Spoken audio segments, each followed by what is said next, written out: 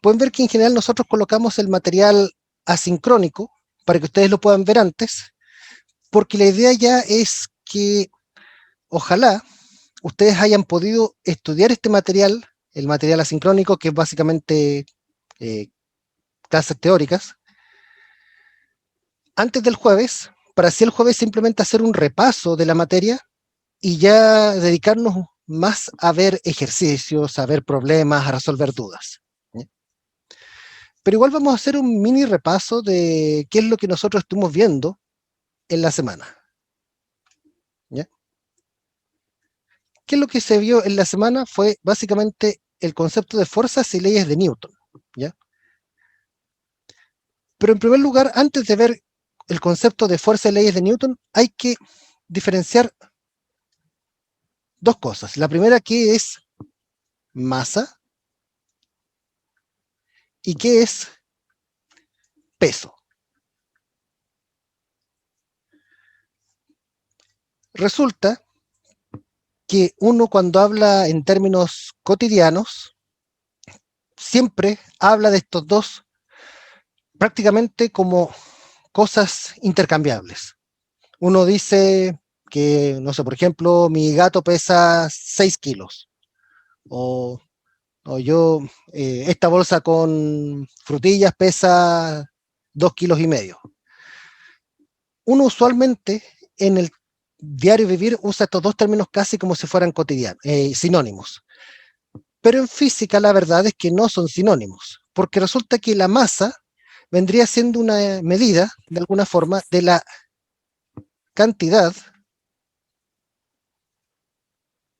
de materia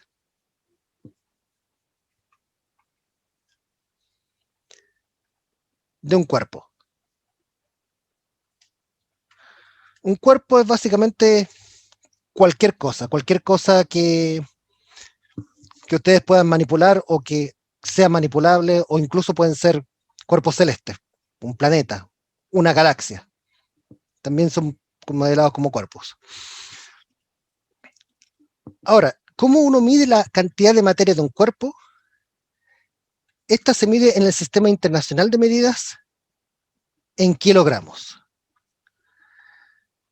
Ahora, si ustedes no miden en kilogramos, pueden medir en múltiplos del gramo, que son los gramos, los miligramos, por ejemplo, en el caso de las sustancias de los fármacos, pero también en algunos pocos países utilizan la libra. ¿Ya? Nosotros en realidad no la vamos a ocupar, nosotros vamos a ocupar solamente los kilogramos y a veces los gramos. ¿Ya? El peso, por otro lado, está relacionado con la masa, pero no es exactamente lo mismo. Resulta que el peso tiene que ver con la fuerza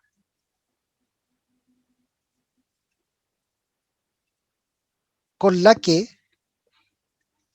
la Tierra atrae a un cuerpo.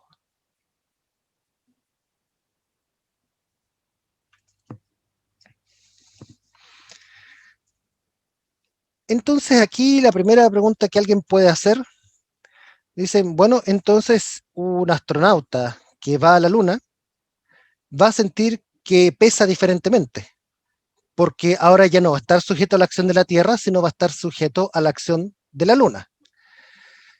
Y efectivamente, si alguien se para en la Luna, que tiene un tirón gravitacional bastante más pequeño que el de la Tierra, va a sentir que su peso es menor. Entonces aquí uno puede reemplazar Tierra por Luna o el planeta donde se esté.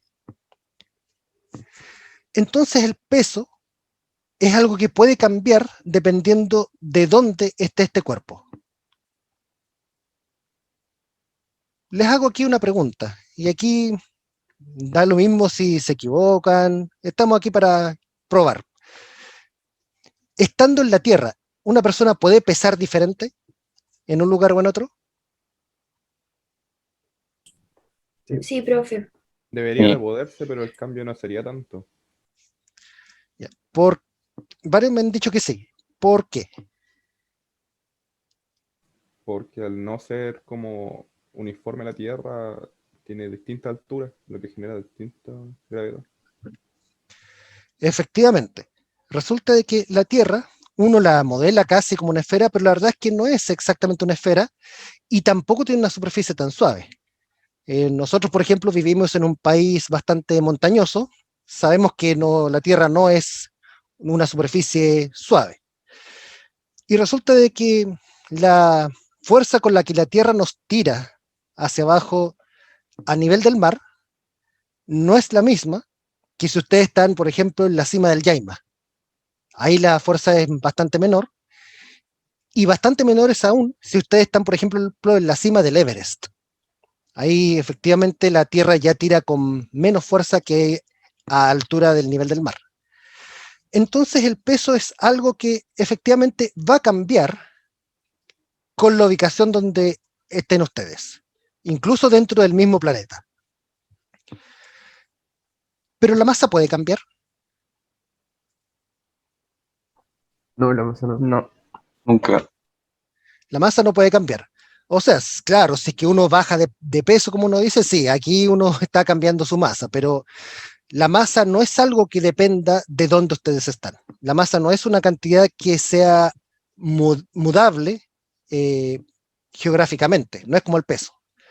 Entonces, la cima del Everest y del Mar Muerto, que es uno de los puntos más bajos del planeta, su masa es la misma, aunque sus pesos sean diferentes. ¿Ya? Ahora también dentro de lo que es física, nosotros tenemos que hablar de cantidades escalares y vectoriales. Cantidades o magnitudes físicas también.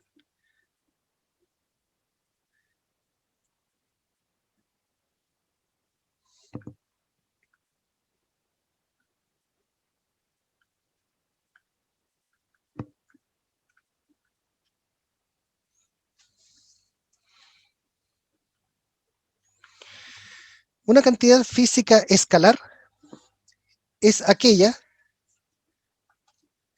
que básicamente requiere de apenas un número.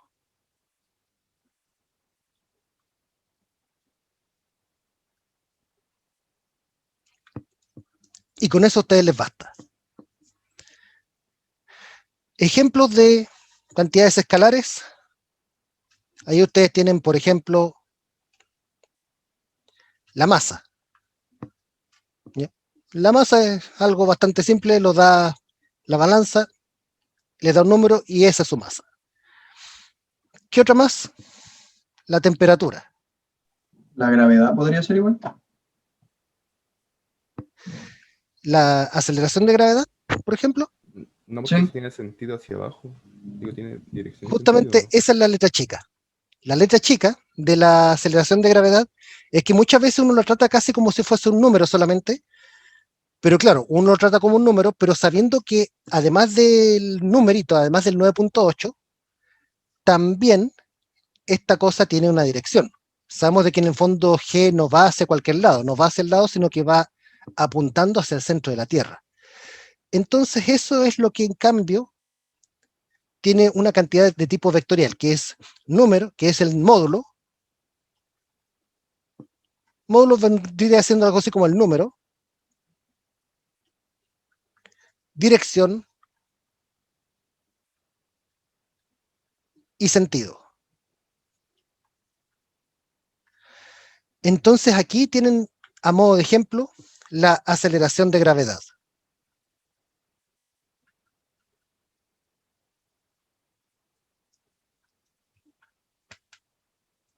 ¿Ya? Resulta que, claro, como ya comentábamos, la aceleración de gravedad tiene una dirección. Ustedes, por ejemplo, toman algo, lo dejan caer y ese tirón que va a sentir el cuerpo que ustedes están dejando caer, va a sentir el tirón en una cierta dirección. No va a ser un tirón para cualquier lado. Ahora, hay otras cantidades que vamos a ver un poquito más adelante que también son vectoriales.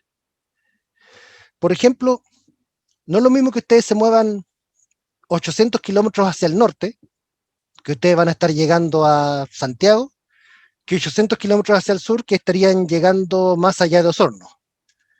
Eso es algo que también va a depender entonces de la dirección. Eso es lo que se llama, por ejemplo, desplazamiento, que viene en una unidad en las clases de las siguientes semanas.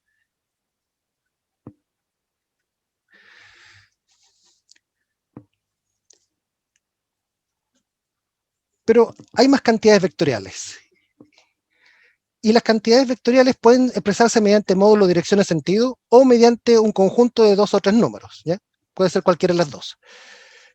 Ahora yo les doy el ejemplo típico de una puerta. A una puerta no le da lo mismo si uno la empuja o la tira. Ustedes no piensen en una puerta tanto de banco que se abre para los dos lados. Piensen más como una puerta de casa, ¿ya? La puerta de una casa. Si ustedes tiran la puerta, estando adentro, por ejemplo, ustedes van a abrir la puerta, pero estando adentro, si ustedes la empujan, no la van a abrir, ¿cierto?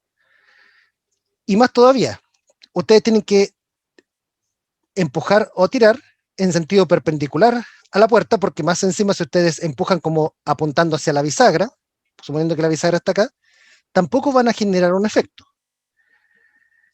Entonces, esto es prueba de que la dirección en la cual yo esté empujando o tirando de algo también produce efectos físicos diferentes. No da lo mismo empujar en una o en otra dirección. Y eso nos revela, por lo tanto, que lo que uno llama fuerza es también una cantidad física vectorial. Porque al final sus efectos físicos dependen no solo de qué tan fuerte tiren, sino depende también de hacia dónde. Ustedes, por ejemplo, no sé, manipulando una articulación, por ejemplo, haciendo la misma fuerza, pero en una dirección pueden armarla y en la otra dirección pueden desarmarla.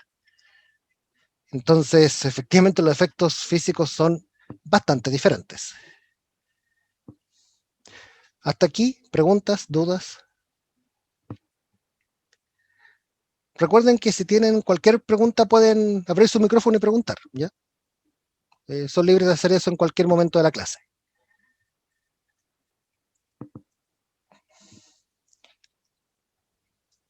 Ahora, nosotros aquí hablamos del concepto de fuerza. ¿Pero qué es una fuerza? Hablamos que la fuerza es vectorial, pero no dijimos que era una fuerza.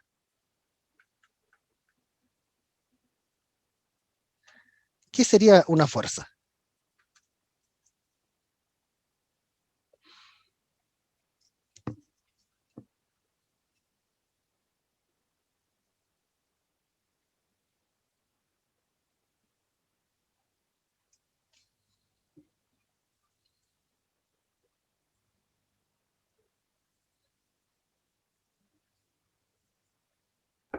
Una interacción que tiene un cuerpo que puede ser contra otro cuerpo o contra el ambiente que lo rodea.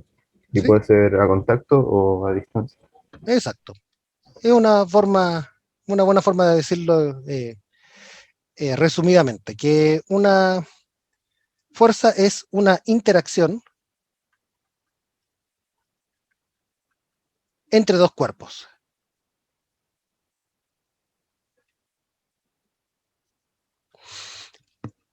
Puede ser entre un cuerpo y el ambiente también. En ese caso ustedes pueden modelar el ambiente como un cuerpo, ¿ya?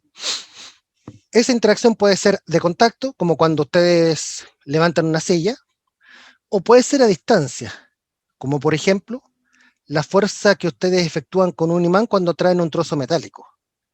Al principio no hay contacto entre un clip, por ejemplo, y un imán, y sin embargo el imán es capaz de atraer al clip.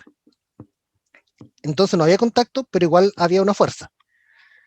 Ahora, un ejemplo cotidiano de fuerza a distancia que nosotros vemos todos los días es la fuerza de gravedad. Es verdad que nosotros estamos en contacto con la Tierra o con el suelo en todo momento, pero todo el rato vemos que, por ejemplo, ustedes abren la llave de la cocina o del baño, ¿no? De la llave de agua, y el agua que hace cae. Esas gotas de agua no están en contacto con el planeta Tierra y sin embargo son empujados hacia abajo. Ese es un ejemplo de interacción a distancia. El hecho de que tengamos estaciones del año, la Tierra está orbitando al Sol. Esa también es una fuerza de acción a distancia. El Sol jalando de la Tierra, haciendo que orbite alrededor de él y no yéndose a cualquier lado. Ahora, ¿en qué se miden las fuerzas? Así como las masas se miden en kilogramos, las fuerzas se miden en una unidad de medida llamadas newtons. El newton se abrevia con la letra N mayúscula, ¿ya? Ese es un newton. Ahora, el newton, como unidad de medida del sistema internacional, no es una unidad fundamental, en el sentido de que no se puede descomponer, perdón, en otras unidades de medida. Por ejemplo, un newton es lo mismo que decir un kilogramo multiplicado por metro y dividido por el cuadrado de un segundo. Esa es la equivalencia dimensional de un newton. ¿Es la única forma de medir fuerzas? No, existen otras unidades, solo que al menos en este curso no las vamos a usar, ¿ya? En otros países también se ocupa la libra para medir fuerzas.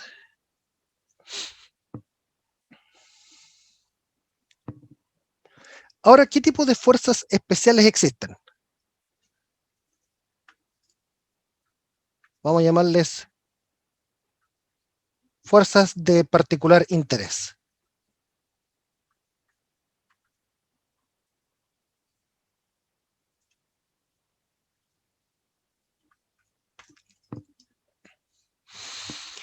¿A qué me refiero yo con fuerzas de particular interés?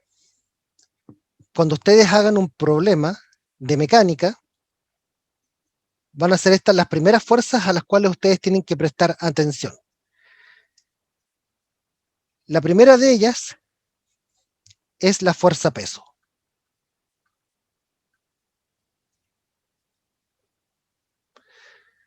Nosotros ya hablamos antes sobre el peso, ya que es la fuerza con la cual la Tierra tira de algún cuerpo. La fuerza peso es, como ya dijimos, fuerza con la que la Tierra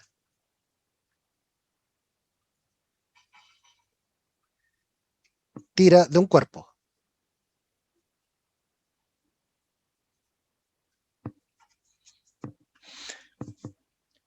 Esta fuerza se dirige hacia el centro de la Tierra.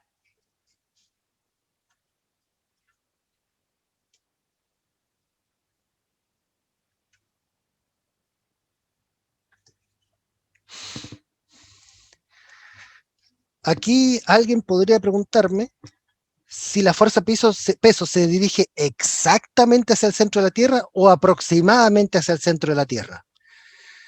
La verdad es que en algunos lugares del mundo puede desviarse un poco, ¿ya?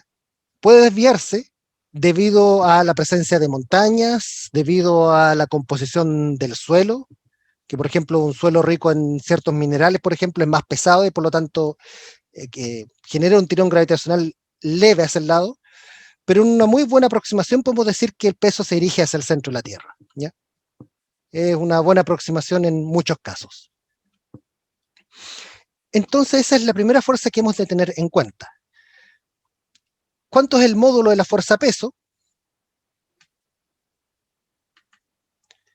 Es igual a la masa multiplicada por algo que le vamos a llamar g, donde g es lo que se llama aceleración de gravedad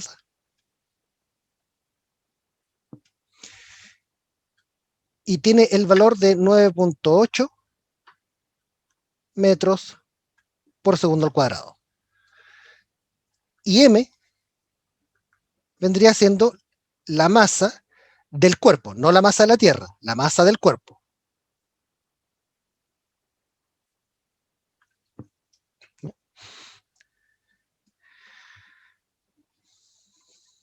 Entonces, por ejemplo, un saco que tenga una masa de 10 kilogramos, va a tener un peso de 10 multiplicado por 9.8, serían 98 newtons, por ejemplo.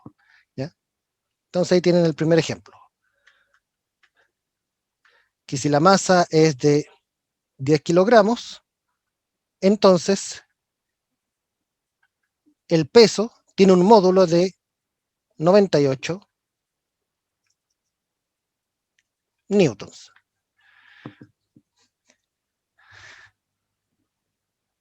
Ahora, pueden darse cuenta que por el momento no le he puesto flechita a nada, no le he puesto la típica flecha de vector a ninguna letra, porque en este caso estamos hablando todavía de módulos, ¿ya? Aquí nosotros hablamos del sentido y de la dirección y el sentido, que se dirige hacia el centro de la Tierra. Entonces, aquí yo estoy dándoles apenas el módulo y el sentido de dónde ustedes se lo dan. Cuando ustedes estudien cada problema en particular, ahí ustedes colocan el sentido, ya sea como una flecha o como un vector unitario en la dirección de Y, el vector J, etc.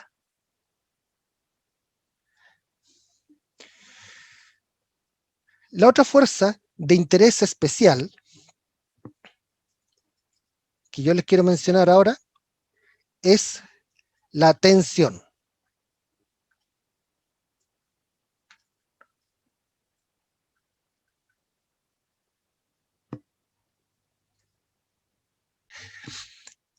Entonces, como yo les mencionaba, la otra fuerza que es importante que ustedes reconozcan bien es la tensión. Las tensiones son todas aquellas fuerzas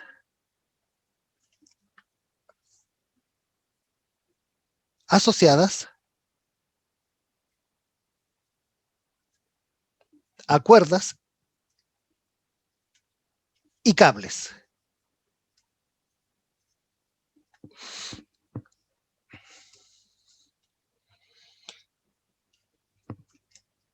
Entonces ustedes, por ejemplo, tienen aquí un carro, por ejemplo, un carro de supermercado, etcétera, y si ustedes le amarran una cuerda y la tiran, la tensión desde el punto de vista del carro va a apuntar a lo largo de la cuerda. Eso desde el punto de vista del carro. Pero si ustedes tienen su mano acá arriba, intenté dibujar una mano aquí, la mano va a sentir que está en cambio siendo tironeada con una fuerza que tiene la misma magnitud, pero en este caso va hacia el otro lado, tiene el sentido contrario, ¿ya? Las fuerzas de tensión siempre apuntan a lo largo de la cuerda o del cable o de la cadena y siempre como alejándose del punto donde están amarradas. ¿Ya? En este caso, aquí la tensión tiende a apuntar como hacia afuera de este punto de aquí, que es donde está amarrada. Esas son las fuerzas de tensión.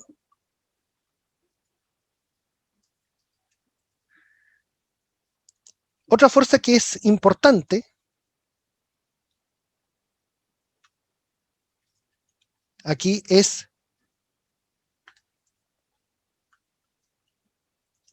la fuerza normal.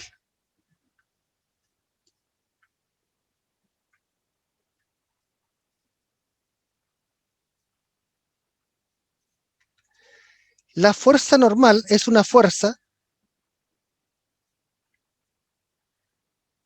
debida a contacto entre superficies.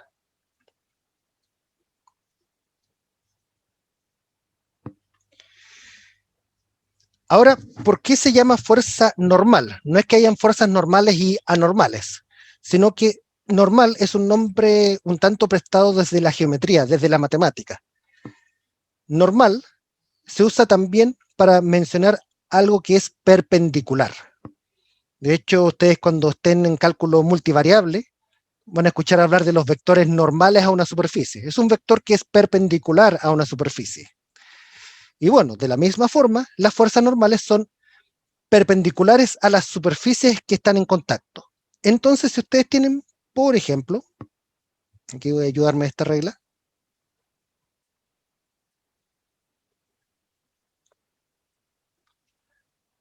Si ustedes tienen aquí, por ejemplo, una superficie y tienen aquí un libro descansando sobre esta superficie, el libro debería caer, uno pensaría, debido a la acción de la Tierra. Pero no cae porque, en cambio, si bien está la fuerza peso aquí, resulta que hay una fuerza de la superficie actuando sobre ella. Esa es la fuerza normal.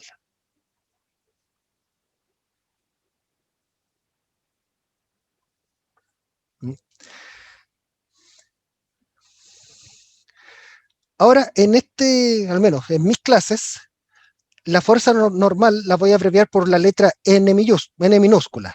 Hay libros que usan la N mayúscula, pero yo prefiero usar la N minúscula porque la mayúscula mejor la reservamos para los newtons, para la unidad de medida de las fuerzas. Ahora, aquí yo les hago la siguiente pregunta, y este es un error típico, por si acaso. Imaginen que ustedes están aquí subiendo una pendiente.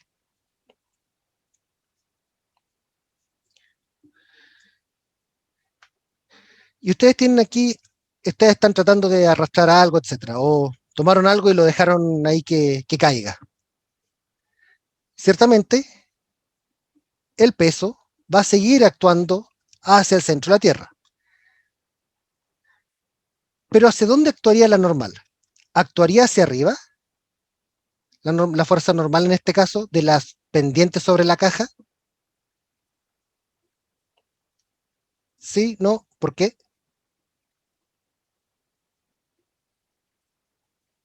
No se iría perpendicular a la superficie. Sí, Y no ¿no iría al... perpendicular al piso? ¿O la inclinación? Claro, sería perpendicular al piso, a la superficie. Por lo tanto, si este ángulo aquí eran 30 grados, creo que eran 30 grados,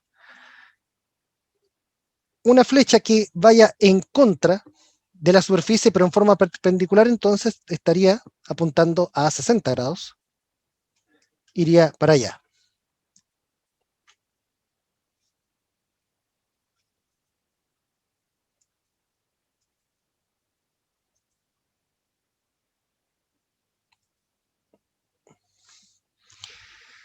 Entonces, este es un problema, mejor dicho, o un error típico.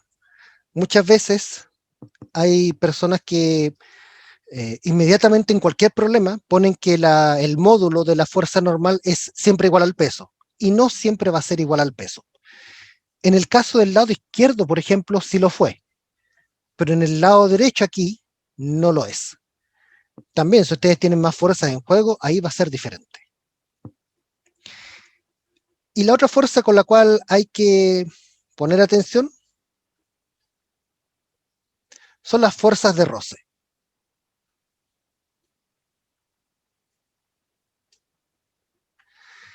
Las fuerzas de roce son también fuerzas de contacto entre superficies.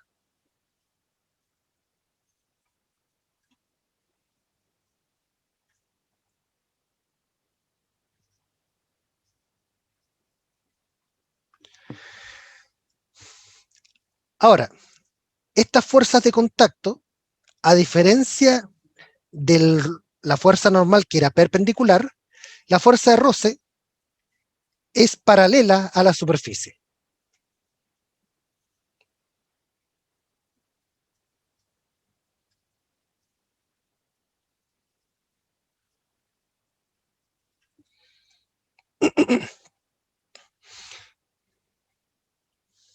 Entonces, la normal era perpendicular,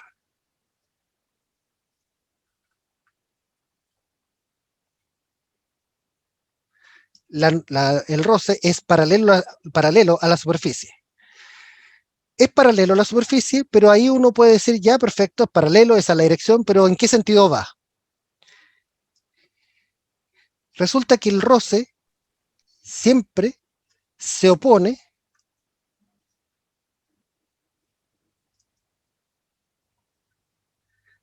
a los deslizamientos o al deslizamiento.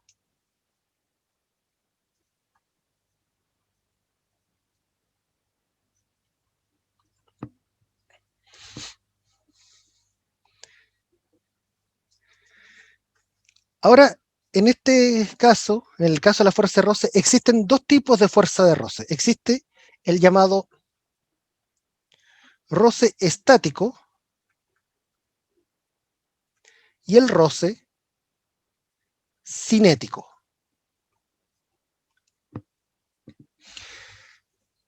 A veces al roce cinético también le llaman roce dinámico. En algunos libros ustedes pueden verlo con esa notación, o hay profes que también le llaman roce dinámico, pero es la misma idea.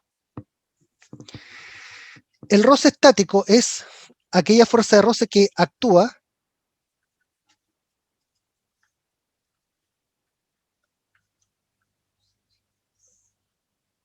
cuando el deslizamiento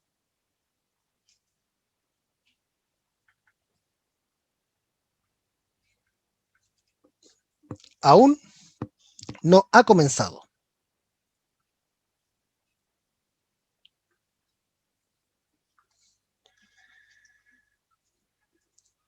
Mientras que en cambio el roce cinético actúa habiendo un deslizamiento.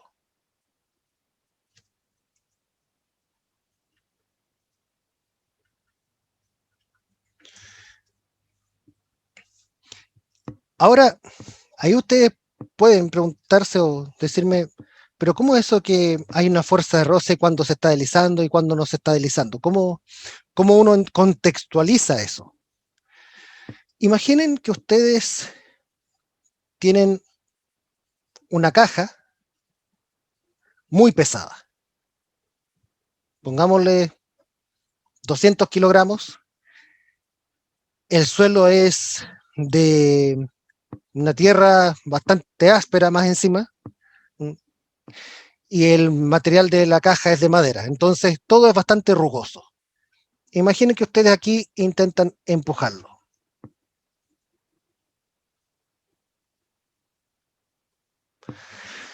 Entonces lo que va a ocurrir al comienzo es que ustedes van a empujar y la caja no se va a mover.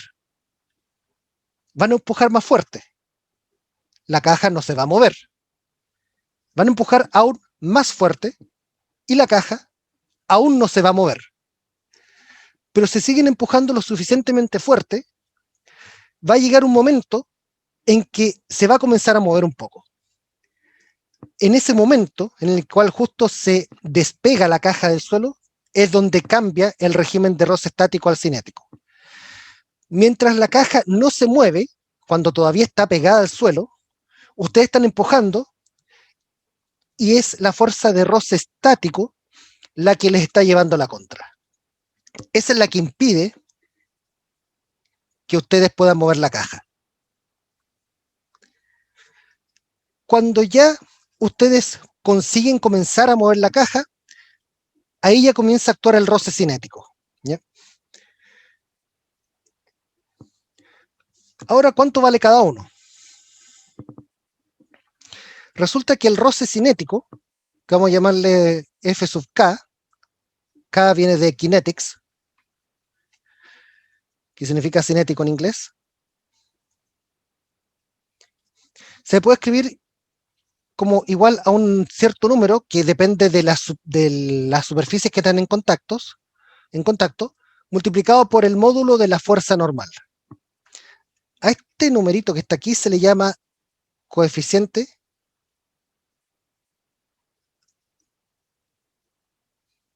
de roce cinético.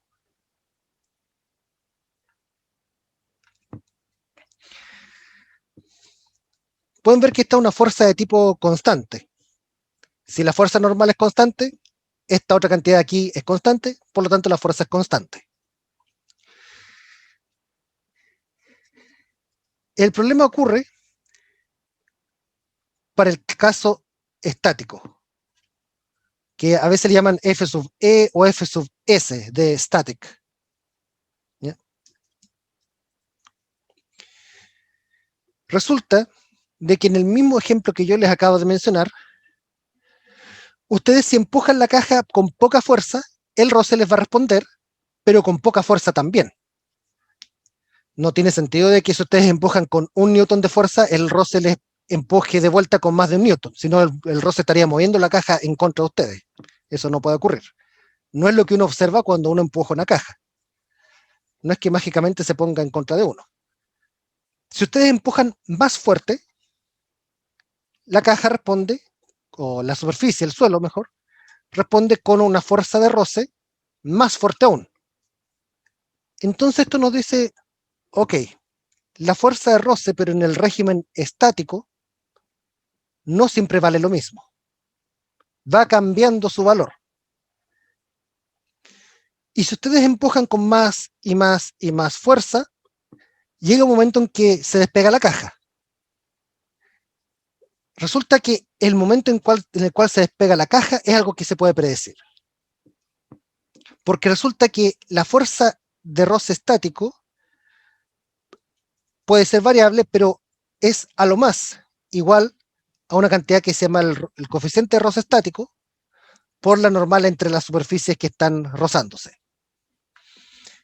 Esto que está aquí es el coeficiente de roce estático.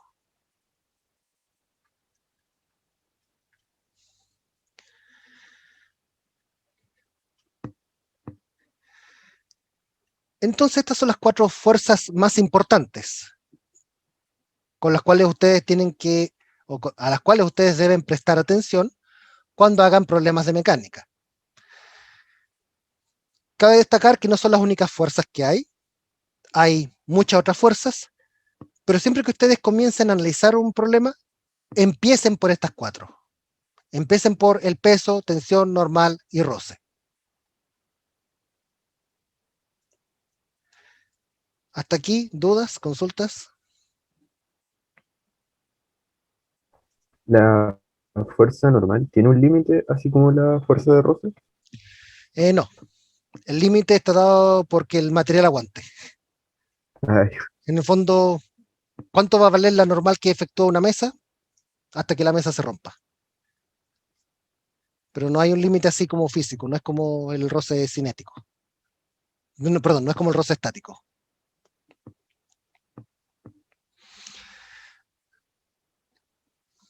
¿Alguna otra consulta? Si tienen consulta, recuerden, en cualquier momento pueden abrir el micrófono y preguntar o escribir en el chat.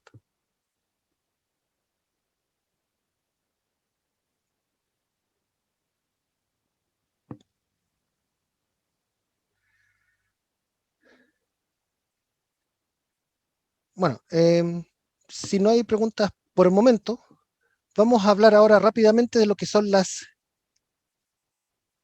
leyes de Newton.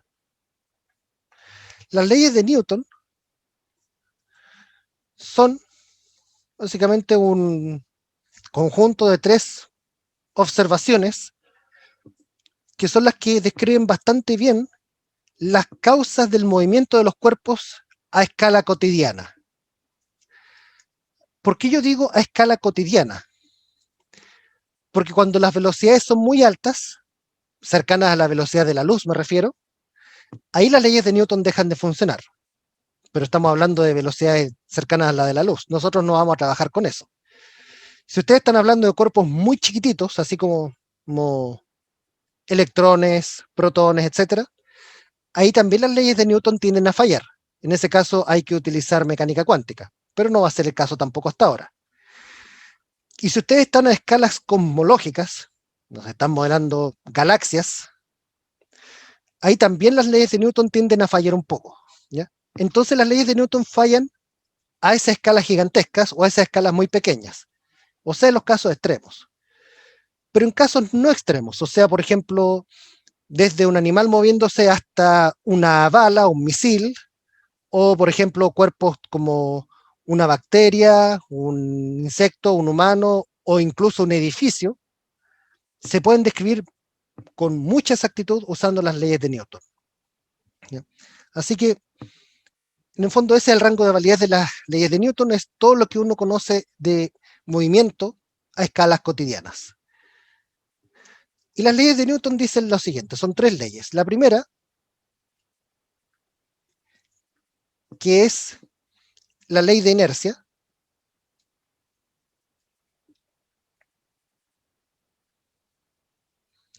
nos dice que todo cuerpo, no con estas mismas palabras, pero la idea es que todo cuerpo se mantiene en su estado de movimiento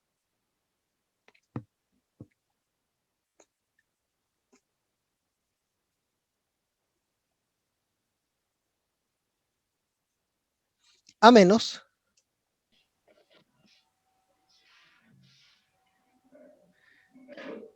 que hayan fuerzas que intervengan.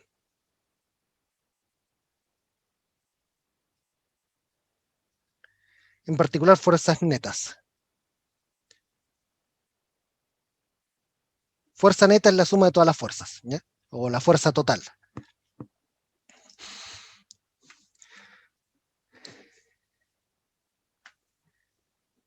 Si ustedes leen esto, parece bastante claro. Pero ahí alguien puede preguntarme, ¿qué es exactamente un estado de movimiento? Es una pregunta profunda, de hecho, desde el punto de vista físico. Pero básicamente estado de movimiento se refiere a la velocidad que lleva el cuerpo, ¿ya?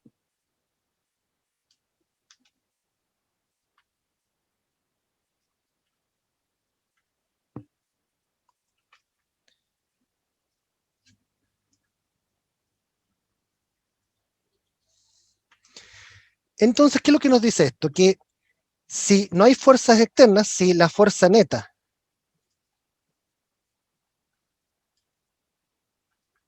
es 0, entonces el cuerpo o se mantiene quieto,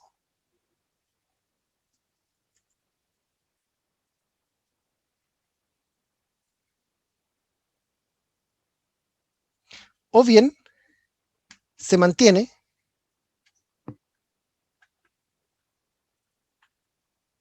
a velocidad constante.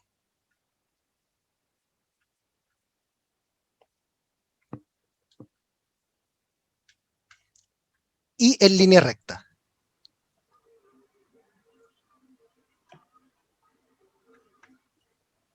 Ujú. Eso es lo que nos dice la ley de inercia. La segunda ley,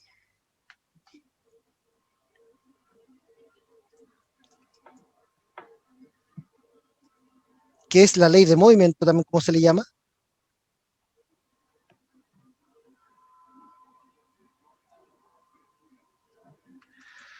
nos dice en palabras que la aceleración de un cuerpo es proporcional a la fuerza e inversamente proporcional a la fuerza, a la masa, perdón.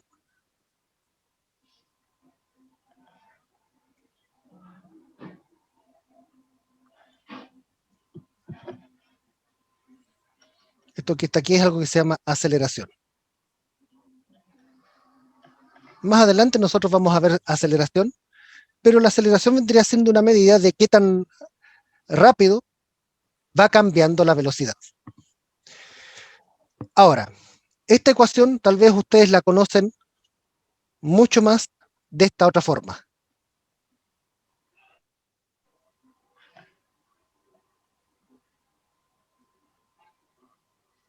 Es lo mismo. Solamente que la salvedad aquí es que esta fuerza que está aquí tiene que ser la fuerza neta, ¿ya? Esa es la salvedad ahí. La tercera ley es la ley o principio de acción y reacción.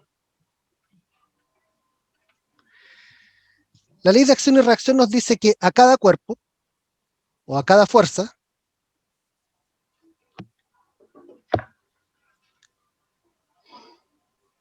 le corresponde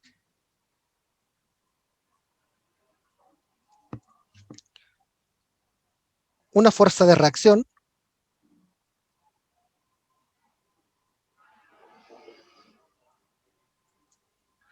del mismo módulo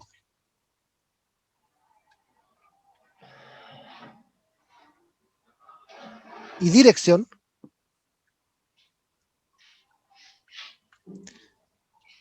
pero sentido contrario.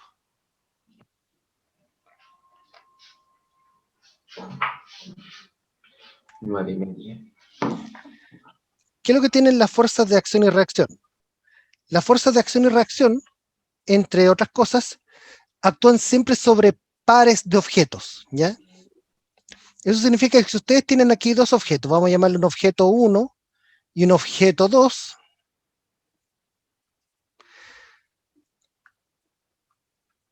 si el cuerpo 1 ejerce una fuerza sobre el 2, el cuerpo 2 también va a ejercer una fuerza sobre el 1. Ahora, ¿cómo se relacionan la fuerza del 2-1 con la fuerza del 1-2?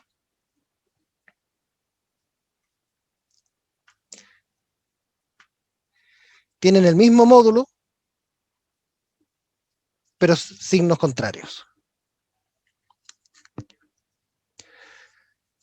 Ahora, importante es que ustedes tengan en cuenta que siempre estas fuerzas ocurren en pares, ¿ya?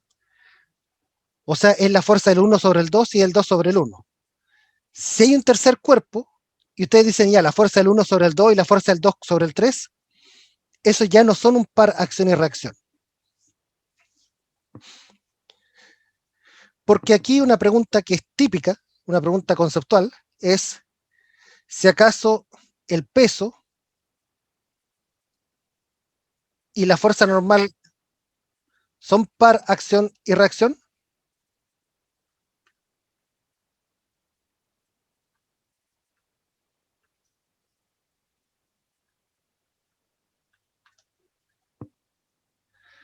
¿Qué creen ustedes? ¿Que sí, que no y por qué? Que sí, ¿Por qué?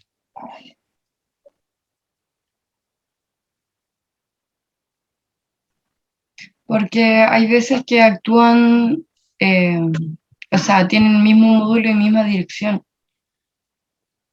Claro, y sentido contrario. Sí, Claro.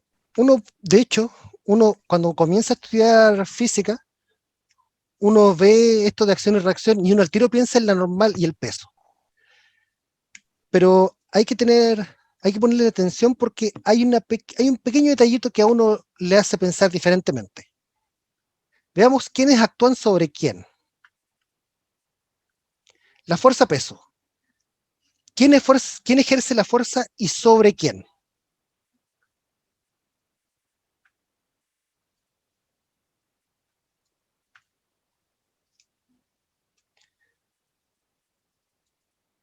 Ejercida por quién y sobre, Sería por el planeta y sobre un objeto. claro, ejercida sobre el planeta o la Tierra, sobre un objeto, ¿cierto?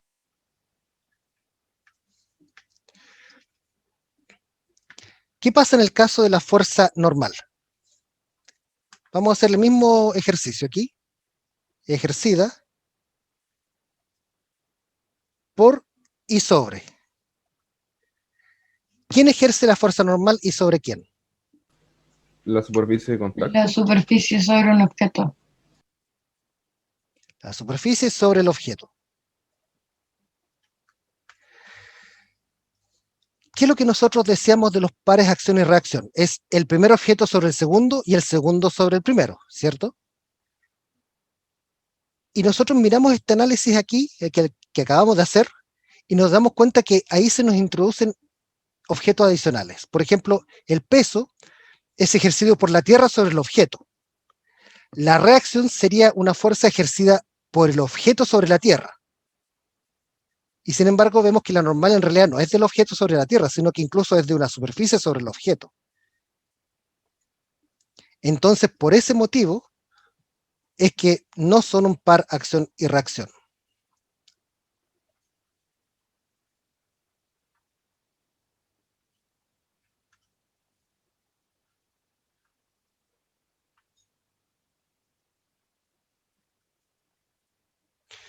Es verdad de que uno, cuando comienza a estudiar física 1, uno se ve tentado a decir, normal y peso son par acción y reacción. Pero cuando uno analiza quién ejerce la fuerza y sobre quién, uno se da cuenta que no son par acción y reacción. Ahora, ustedes me pueden preguntar, bueno, entonces, ¿quién diablos es la reacción del peso? Bueno, efectivamente, el objeto tira la Tierra hacia arriba. Aunque no lo crean, efectivamente el objeto, cualquier objeto, tira un poco la Tierra hacia arriba. Solamente que la Tierra la empuja una cantidad tan pequeña que para la Tierra no la afecta. ¿Ya? Y para el caso de la normal, la reacción sería una fuerza aplicada por el objeto sobre la superficie. Y eso es lo que, por ejemplo, si ustedes tienen algo apoyado sobre su mano, es lo que ustedes sienten en su mano. La normal es la fuerza de su mano que sostiene el objeto, y la reacción vendría siendo la fuerza o la carga que ustedes sienten sobre su mano. Entonces recuerden siempre que los pares acción y reacción actúan siempre de a pares de objetos, el 1 sobre el 2 y el 2 sobre el 1. ¿Ya? ¿Dudas con este ejemplo que les mencioné? Yo tengo una duda, ¿Sí? y en el caso del roce con la fuerza aplicada, ¿Cuál sería la acción y reacción? Pregunta. sí, sí, Bueno, buena pregunta. En el caso del roce, aquí voy a ayudarme un poquito por esta regla para hacer una línea más decente.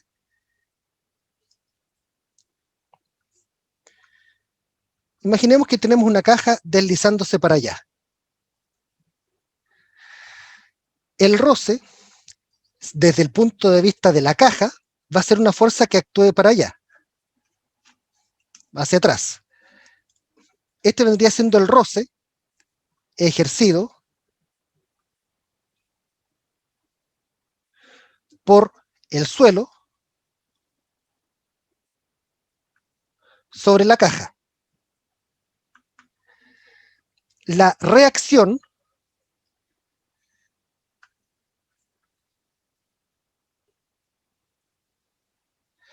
sería una fuerza ejercida por la caja sobre el suelo. ¿Y eso en qué se evidencia? El suelo, ¿qué es lo que va a sentir? El suelo va a sentir como que hay aquí una especie de fuerza. Y eso, por ejemplo, ustedes lo pueden ver bastante bien cuando empujan una caja sobre una alfombra. Ustedes empujan una caja sobre una alfombra, claro, van a sentir que efectivamente el roce de la alfombra sobre la caja, o sea, el que está en rojo, le está llevando la contra. Pero ¿qué es lo que siente la alfombra? La alfombra siente que está siendo arremangada hacia adelante. Y eso es lo que nosotros vemos en las casas, que la alfombra efectivamente se empuja hacia adelante. Y de hecho, ahí en el chat alguien me lo pide, resulta de que en los típicos ejercicios de cubos uno sobre otro es donde hay que considerar los pares acciones y reacción. ¿Ya? Entonces vamos a aprovechar el tiempo que nos queda para mencionar para realizar uno de esos problemas. Denme un segundo, por favor.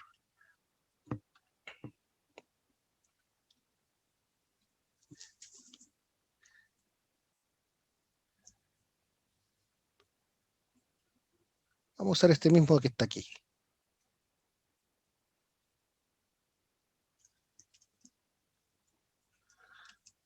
Dame un segundito.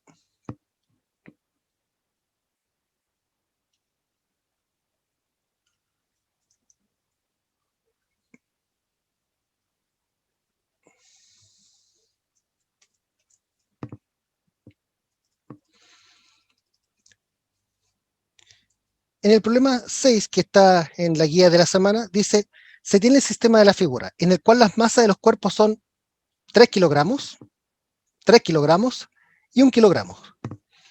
Entre el cuerpo 1 y el 2 hay rozamiento, ¿ya? Hay fricción. Roce, fricción, es lo mismo, ¿ya? Me preguntaban también si es que había tensión. En este caso no hay tensión porque no, en el que había mencionado antes, porque no hay cuerdas. ¿Ya? El de más arriba, más arriba, más arriba. ¿Este de aquí u otro? Aquí no hay cuerdas todavía, así que no hay tensión todavía. En este que vamos a ver ahora sí hay tensión.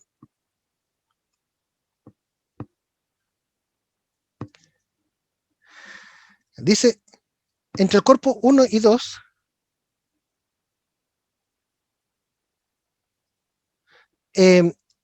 disculpen, antes de seguir, en el chat hay otra pregunta. Si acaso voy a subir la pizarra. Sí, yo suelo también subir la pizarra que uso en la clase. Así que en fondo esto mismo que está aquí, yo también lo voy a subir al campus virtual después. ¿Ya?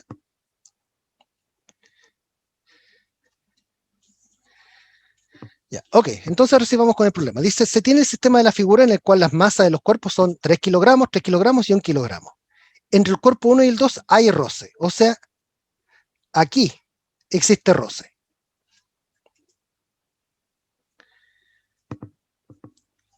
Y los coeficientes de roce aquí me los dan, el estático y el cinético. Pero entre el 2 y la superficie, aquí no hay roce.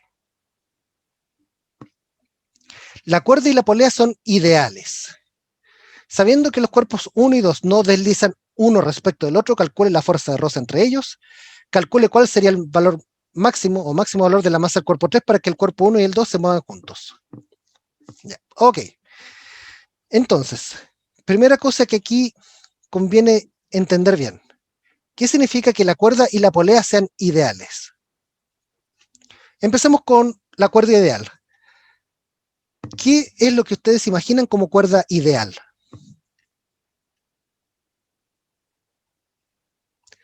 Me dicen en el chat, no tiene masa.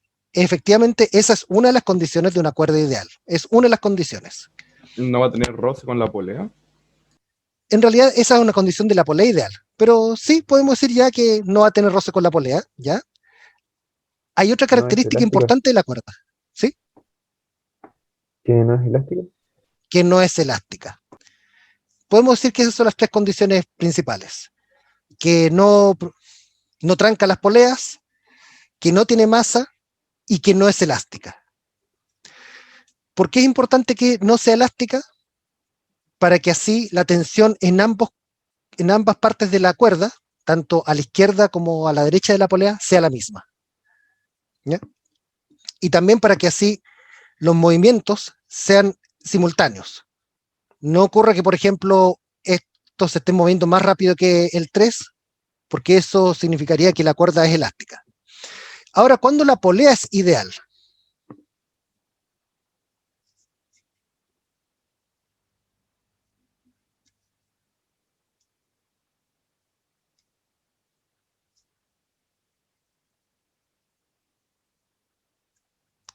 Una de las condiciones parecida a la de la cuerda, aviso.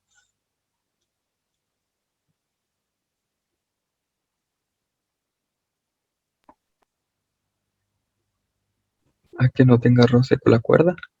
Una es que no tenga roce. En el fondo, que la polea pueda rodar libremente y que no se tranque. En el fondo, imaginen como una polea bien aceitada, ¿ya? De modo que en ningún momento chicharree, en ningún momento suene. Esa es una de las condiciones. La otra, creo que también la habían mencionado en el chat, es que no tenga masa. ¿Ya? Esas son las cuerdas y poleas ideales. No tienen masa, no son elásticas, no presentan roce, no se extienden. Esas son cuerdas y poleas ideales. Entonces ahora vamos con la parte A. La parte A dice, sabiendo que los cuerpos 1 y 2 no deslizan uno respecto al otro, calcule la fuerza de roce entre ellos. Entonces, vamos aquí a hacer 3 diagramas de cuerpo libre. Uno para la primera masa, para la segunda y para la tercera.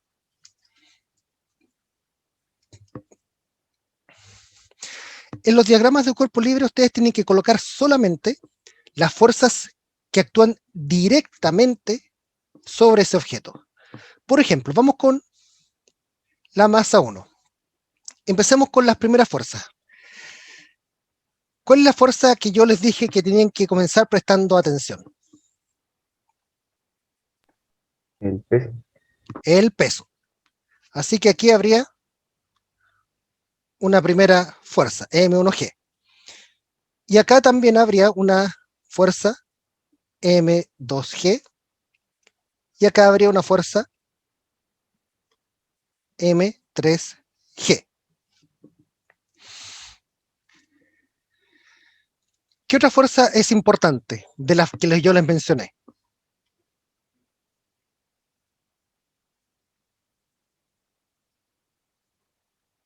La normal. Normal. Ok. Vamos a comenzar con la parte simple. ¿El 3 está afectado por algún tipo de fuerza normal?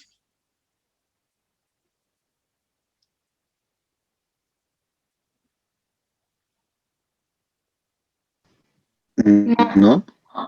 No, No, porque no está en contacto con ninguna superficie. ¿El 2 está afectado por alguna fuerza normal? sí, Exacto, está la fuerza normal de la superficie, ¿cierto? ¿Y el 1? Bien. También. Ahora, pueden darse cuenta que yo en lugar de hacer primero un diagrama, después el otro y después el otro, los estoy haciendo simultáneamente. ¿Por qué? Porque resulta que son cuerpos que están interactuando entre sí. Y aquí ustedes van a ver la importancia. Nosotros ya dijimos qué pasaba con los pares acción y reacción y el peso. La reacción es del cuerpo sobre la Tierra, pero aquí no estamos estudiando la Tierra, así que da igual. Pero ¿qué pasa con las fuerzas normales? ¿Quién ejerce la fuerza normal 2? ¿Quién y sobre quién? El suelo sobre el bloque. El suelo sobre el cuerpo 2, ¿cierto? Entonces, la fuerza de reacción actuaría de quién y sobre quién.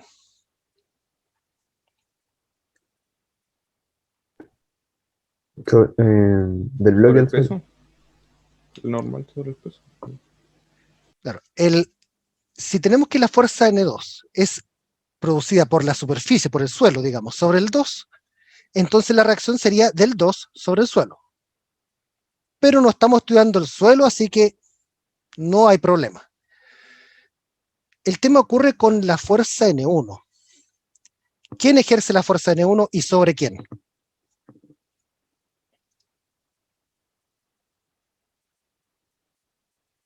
¿El bloque 1 sobre el bloque 2?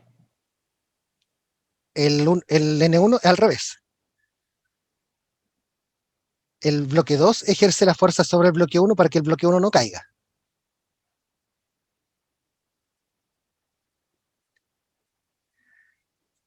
Pero entonces, ¿cuál sería la reacción?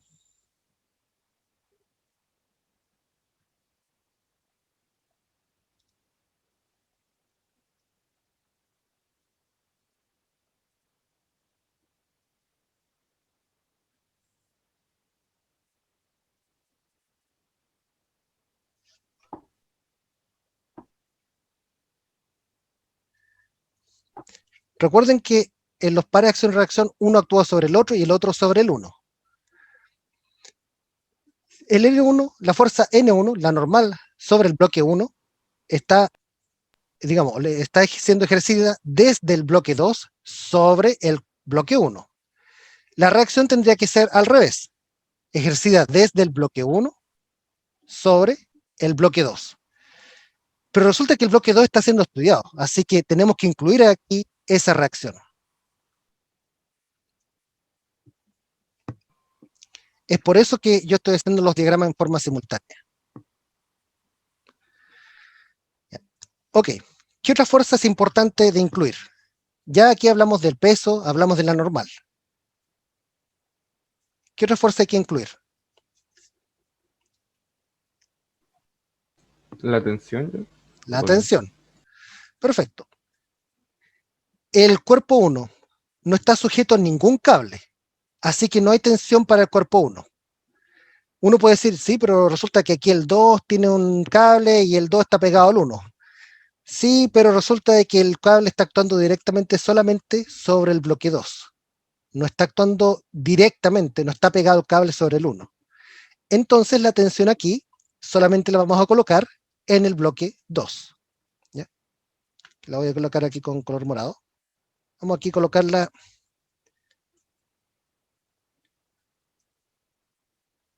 para allá. ¿Y quién más está siendo afectado por esa misma tensión?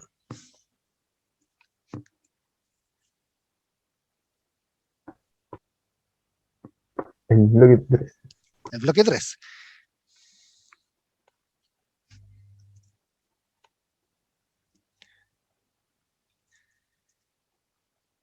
En una situación real, estas dos tensiones tendrían que ser diferentes. Podría ser de que sea diferente la tensión a un lado y al otro de la polea. Pero como estamos en el caso de una cuerda y una polea ideales, ambos ideales, es que las tensiones van a ser las mismas a la izquierda y a la derecha de la polea. ¿Ya? Es por eso. Por eso que estamos considerando aquí ambas tensiones. ¿Qué otra fuerza falta aquí?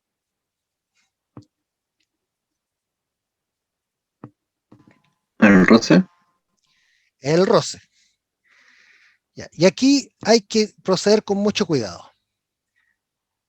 El bloque 3 no va a exhibir fuerza de roce porque no está en contacto con ninguna superficie. ¿Ya? El bloque 2, resulta que uno dice, ok, pero aquí al menos en esta parte de aquí no hay roce. Como no hay roce, entonces no va a haber aquí una fuerza de roce contrariando, digamos, al bloque 2 por causa del suelo. Pero el problema dice que en cambio sí hay roce entre los bloques 1 y 2.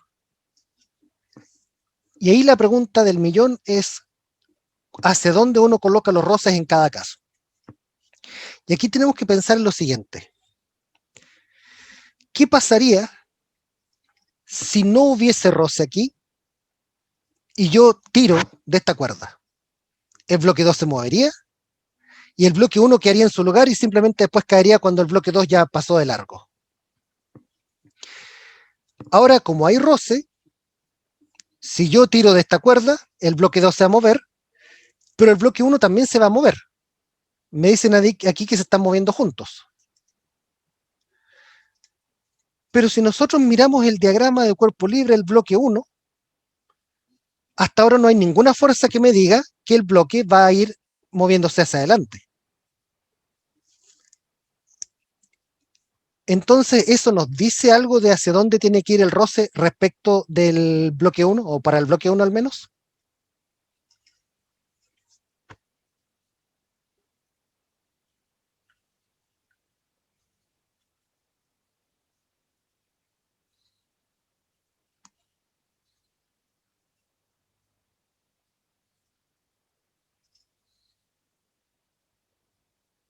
Hacia el lado derecho. Hacia el lado derecho. Paradójicamente, uno pensaría que el roce siempre va en contra del movimiento, pero no, va en contra del deslizamiento. Y en este caso, el roce que actúa sobre el bloque 1 va a ir hacia el lado derecho. Porque de esa forma el roce puede proveer la fuerza necesaria hacia el lado derecho para explicar que el bloque 1 se mueva hacia la derecha. Piensen lo mismo como ustedes colocando, no sé, alguna cosa sobre su mano y ustedes caminando. La única forma de que ese algo se mueva es porque el roce de su mano está empujando ese algo hacia adelante también. Ahora, nuevamente, veamos el tema de los pares acción y reacción. ¿Quién efectúa esta fuerza y sobre quién?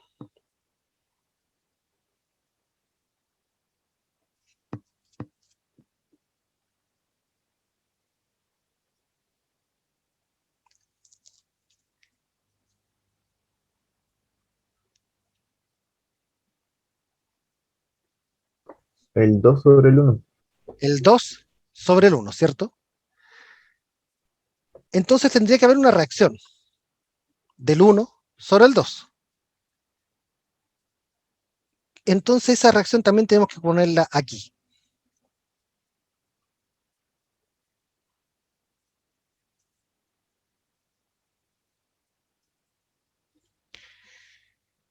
Y ahora sí que no hay más fuerzas.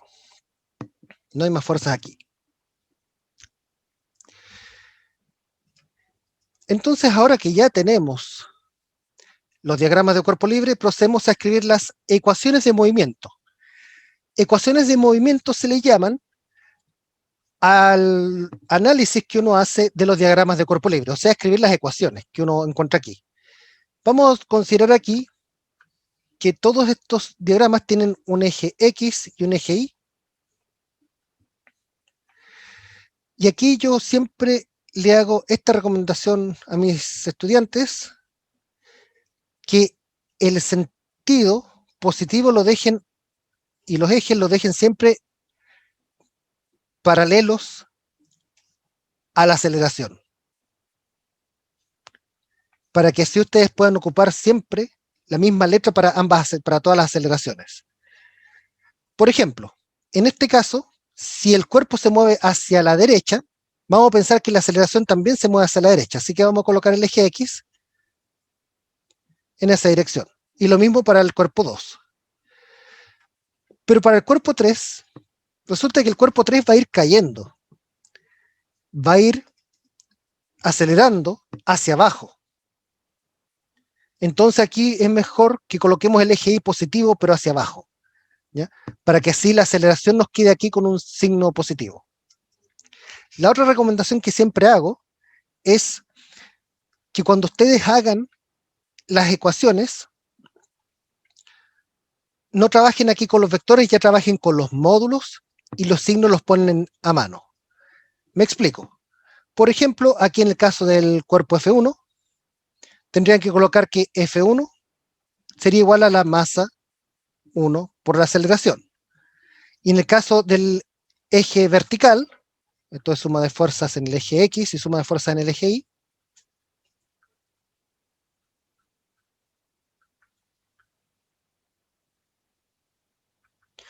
en el eje Y, en cambio, tenemos la normal 1 hacia arriba y el peso lo tenemos hacia abajo. Entonces, como el peso va en sentido negativo, le ponemos un menos. Ahora, esta cajita, la cajita número 1, no está acelerando en el eje vertical, solamente acelera en el horizontal. En el vertical esto no vemos que esté saltando, ni que esté elevándose, ni que esté enterrándose.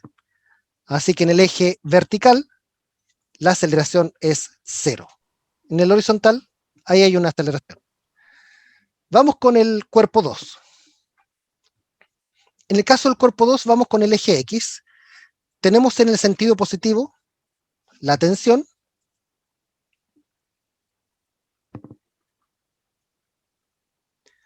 Y en el sentido negativo tenemos la reacción de la fuerza de roce. Y esto va a ser igual a la masa 2 por la aceleración. ¿Qué pasa con el eje Y? Tenemos en el sentido positivo la normal sobre el cuerpo 2. En el negativo tenemos la reacción de la normal 1 y tenemos el peso del 2.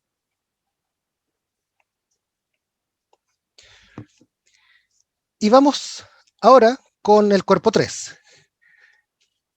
Aquí viene también la pillería que yo les dije. Aceleración, ojalá, en el mismo, digamos, siempre hacia el eje positivo. ¿Para qué? Para poder usar las mismas letras. En este caso solamente hay eje Y. Tenemos M3G en favor de la aceleración y la tensión en contra.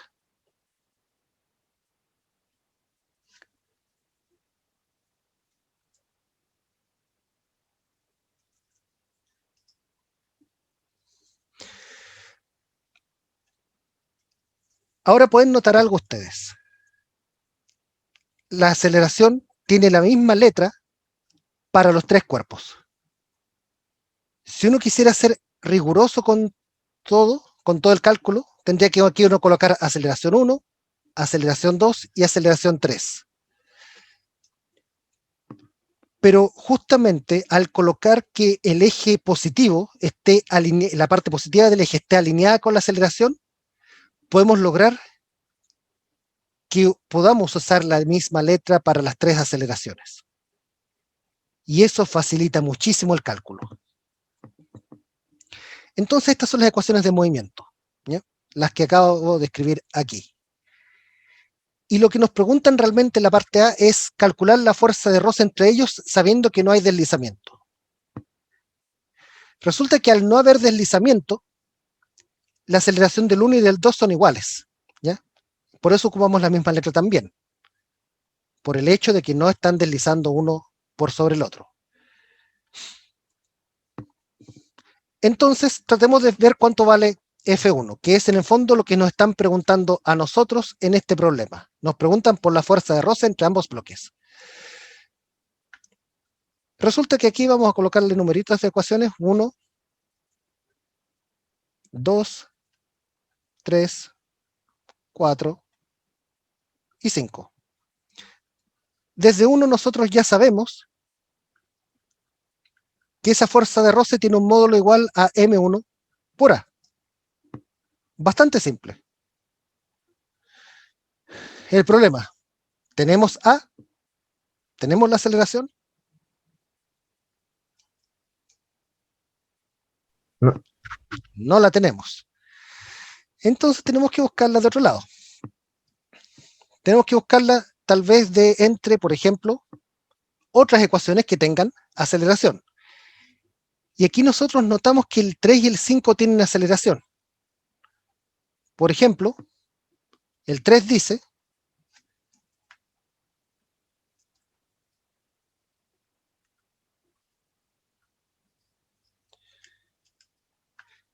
tensión menos F1 igual a M2A. Y el 5 dice M3G menos tensión igual a M3A.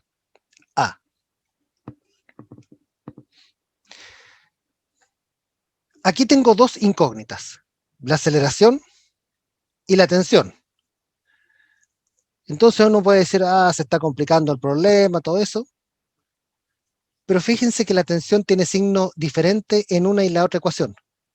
Y por lo tanto, ¿qué pasa si yo la sumo para abajo?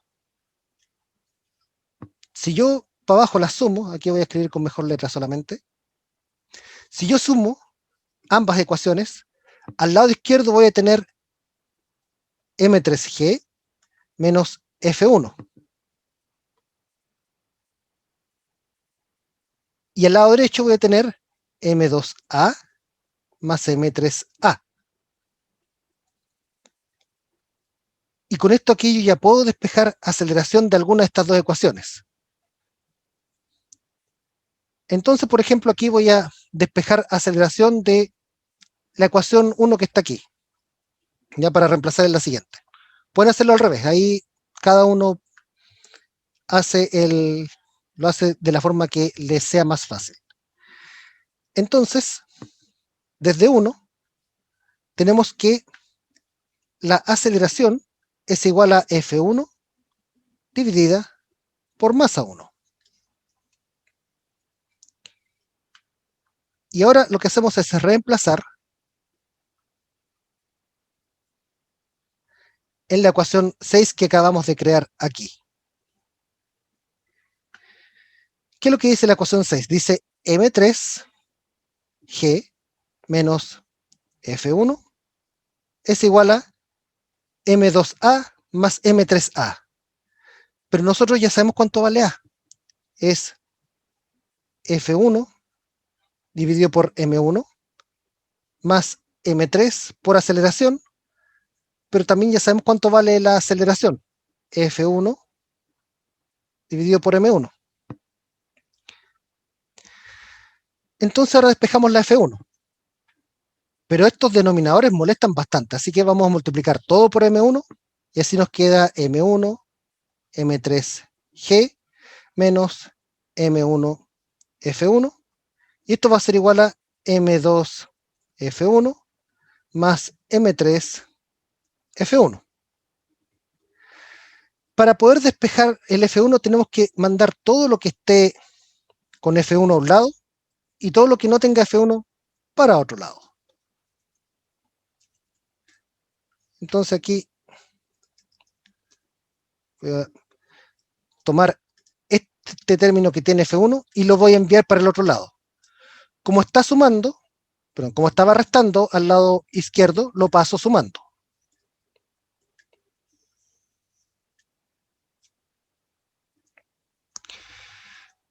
Ahora aquí, ¿cómo yo despejo el F1?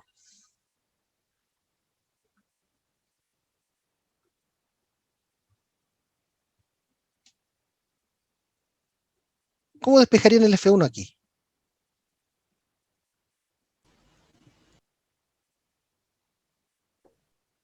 Factorizando por F1 y pasando dividiendo el resto al otro lado. Exacto. Factorizamos por F1. Aquí ustedes tienen que aprender lo que se ha aprendido en álgebra. M2 más M3 más M1, factor de F1. Y como todo este bicho que está aquí está multiplicando el F1, pasamos dividiendo. Y entonces con eso vamos a tener que F1 va a ser igual a M1 M3G dividido por M2 más M3 más M1. Ustedes reemplazan entonces por los números que corresponden y van a llegar a la respuesta.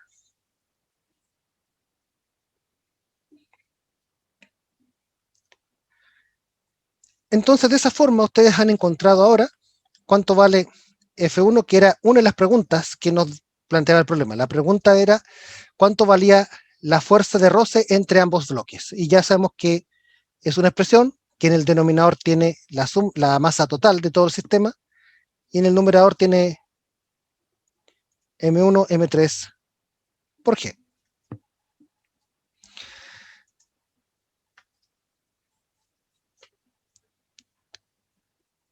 Aquí no sé qué ocurrió en cuanto a gráficamente, voy a corregirlo antes de subirlo después al campo virtual. ¿Alguna consulta hasta aquí?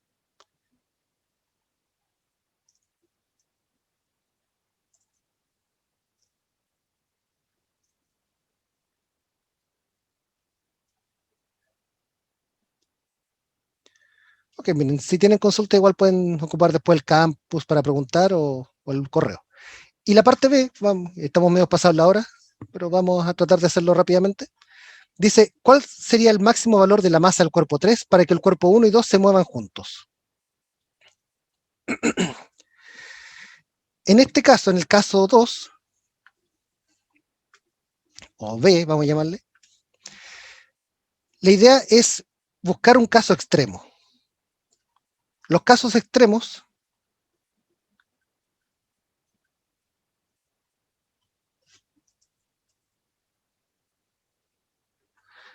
consiste en este caso que la fuerza de roce F1 ya esté llegando a su límite, que si se empuja un poquito más fuerte ya empieza a haber deslizamiento, se rompe el régimen estático y pasamos a estar en el régimen cinético. Entonces en ese caso la fuerza de roce ya pasa a adoptar el máximo posible. El máximo posible es el coeficiente roce estático por la normal. Si esto es así, la pregunta entonces es ¿cuánto vale M3? Ahora ya no va a ser más una constante, sino que es una variable. Y lo que hacemos ahora es tomar las mismas ecuaciones de movimiento que están aquí y despejar cuánto vale M3, pero para esta nueva situación. ¿Ya?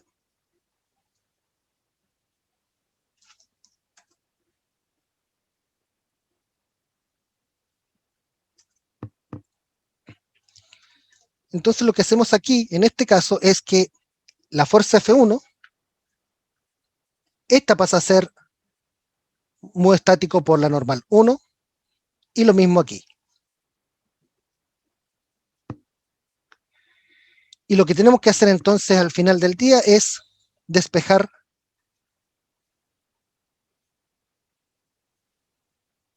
M3. ¿Ya? Por un tema de tiempo no lo alcanzamos a hacer ahora porque una parte de la clase de hoy la destinamos a ver cosas del campus virtual. Pero en el video que voy a subir al campus virtual después voy a colocar también cómo se desarrolla esta parte B. ¿Vale?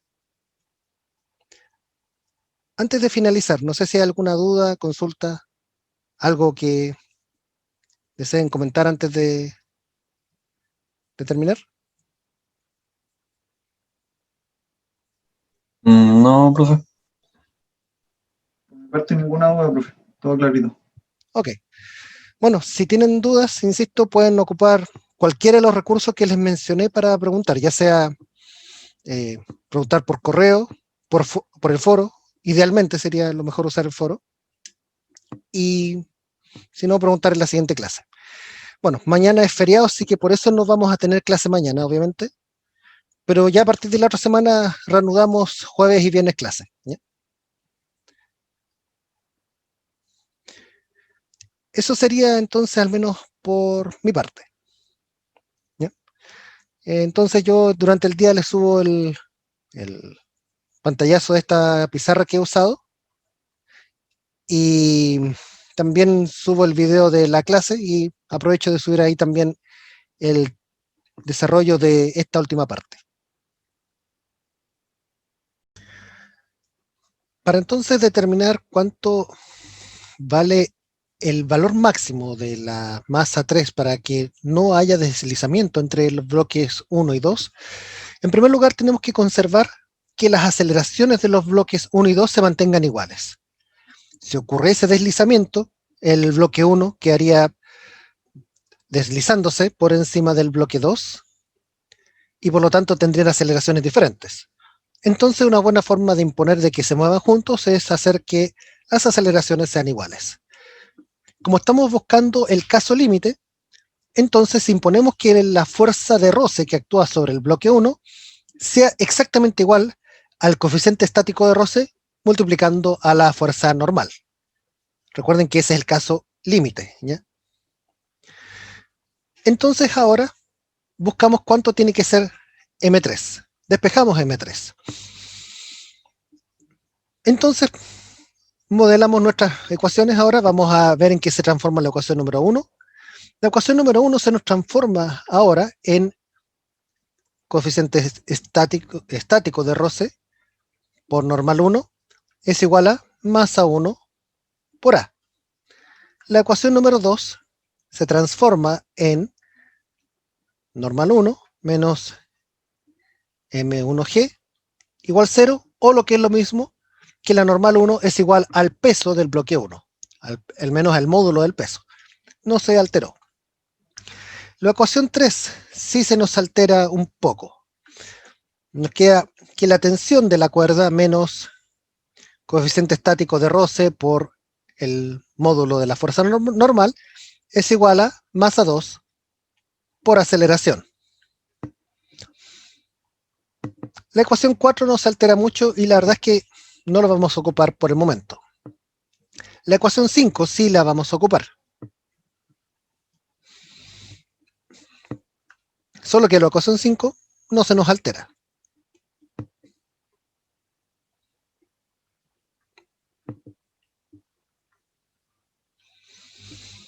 Y recuerden que aquí nos están pidiendo cuánto valdría M3 para este caso límite. O sea, tenemos que despejar M3.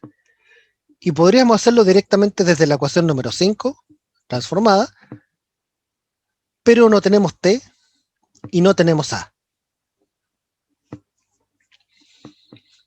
Pero nuevamente podemos aplicar ese truco que aplicamos en la parte A, de notar de que tanto en 3 como en 5, las tensiones tienen signos intercambiados. Y por lo tanto, podemos sumar ambas ecuaciones para obtener una ecuación que es la que nosotros habíamos llamado de ecuación 6, que se obtiene al sumar ambas ecuaciones. O sea, al lado izquierdo tenemos T menos mu sub v por N1, que es el de este lado, más lo del lado izquierdo, pero de la ecuación 5. M3G menos T, ¿qué es lo que van a tener los lados derechos? Los lados derechos van a tener la suma de los lados derechos, la suma de M2A y M3A. Y se cancelan las tensiones. ¿Qué nos falta? Nos falta algo que nos dé información de la aceleración. Pero aquí notamos que esa información de la aceleración puede ser sacada perfectamente desde la ecuación 1. Desde la ecuación 1 tenemos que la aceleración se puede escribir como el coeficiente estático de roce por la normal 1 dividido por la masa 1. Pero ¿cuánto vale la normal 1? Resulta que la ecuación número 2 nos da la respuesta. La ecuación número 2 nos dice inmediatamente que N1 es igual a M1G. Y eso facilita muchísimo el cálculo a continuación. Porque ahora la aceleración, que era mu sub v por N1, N1 pasa a ser M1G. Y todo esto dividido por M1. Y se nos cancelan las masas 1. Con lo que nos queda que la aceleración va a ser igual al coeficiente estático de roce por G. Y ahora usamos todo esto en nuestra nueva ecuación número 6. Porque ahora tenemos mu sub v por N1. Ya sabemos que N1 es M1G. Más M3G. Es igual a M2 por A. Pero A es mu E por G. Más M3 por A. Pero A es el coeficiente de roce por G. Y ahora, sí estamos en condiciones de despejar M3. Tomamos todo lo que tiene M3 y lo enviamos al lado izquierdo. Queda el M3G que está aquí. Y lo otro que tiene M3 es este último término de aquí, que está sumando, así que lo pasamos restando. M3 mu sub v por G. Todo lo que no tiene M3 lo vamos a dejar en el lado derecho de la ecuación. O sea, ya dejamos este primer elemento que está aquí, que no tiene M3, lo vamos a dejar aquí tal cual. M2 mu E por G. Y esta cantidad de aquí que estaba restando la pasamos sumando para el otro lado. Mu E, M1, G. Y ahora factorizamos. 1 menos mu sub v, factor de M3 por G, va a ser igual a, factorizamos aquí también para simplificar un poco, M2 más M1 por mu sub v por G. Podemos notar que se nos simplifica aún más porque se cancelan las Gs. Y con esto ya podemos calcular directamente cuánto vale M3. El cálculo nos dice que M3 es igual a M2 más M1, todo eso multiplicando al coeficiente de roce estático, dividido por 1 menos coeficiente de roce estático. ¿Y qué pasa cuando nosotros reemplazamos aquí por los datos correspondientes? Según nuestro problema original, M2 son 3 kilogramos. M1 también son 3 kilogramos. Por el coeficiente de roce estático. Y según el enunciado, el coeficiente de roce estático es 0.4. Y esto entonces lo vamos a dividir por 1 menos el coeficiente de roce estático, que ya sabemos que es 0.4. Y esto nos entrega como respuesta 4 kilogramos. Por lo tanto, ese es el valor máximo que puede adoptar la masa 3 antes de que comience a haber un deslizamiento entre los bloques 1 y 2.